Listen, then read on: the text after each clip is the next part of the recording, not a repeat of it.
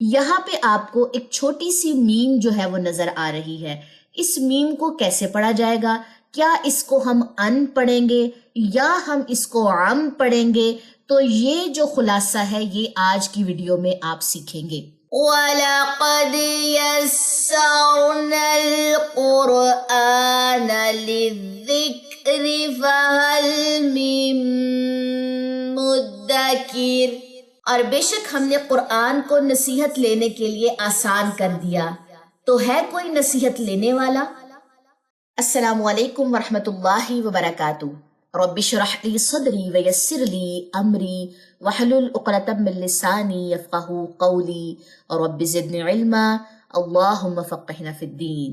देखिए, कुरान के मुश्किल अल्फाज सीखना कोई मामूली बात नहीं है। हर लफ्ज के पीछे एक कायदा जो है छुपा हुआ होता है। तो चलिए साथ मिलके इस कायदे को जो है वो समझते हैं इस वीडियो के जरिए। हमारे पास है जी सूरह इन्फाल, और सूरह इन्फाल की है जी आयत नंबर 42, और इस पोर्शन को आपने जो है वो देखा होगा थंबनेल पे। यहाँ पे आपको एक छोटी सी मीम जो है वो नजर आ रही है। इस मीम को कैसे पढ़ा जाएगा? क्या इसको हम अन पढ़ेंगे या हम इसको आम पढ़ेंगे? तो ये जो खुलासा है ये आज की वीडियो में आप सीखेंगे। कायदा बड़ा सिंपल सा है।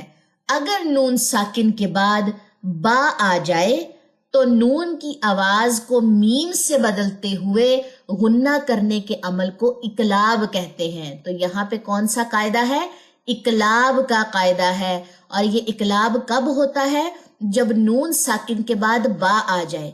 तो यहाँ पे अन की बजाय आम पढ़ा जाएगा, यानी कि आइन को मीम के साथ हम ज्वाइन करेंगे और साथ ही साथ यहाँ पे गुन्ना कर देंगे। कैसे? अम बैयिनतिन, अम बैयिनतिन। अब इस पोर्शन को हम आयत के साथ पीछे से मिलाते हुए आएंगे और इस पोर्शन को दोबारा पढ़ेंगे। वलाकिन लियक़दियल्लाहु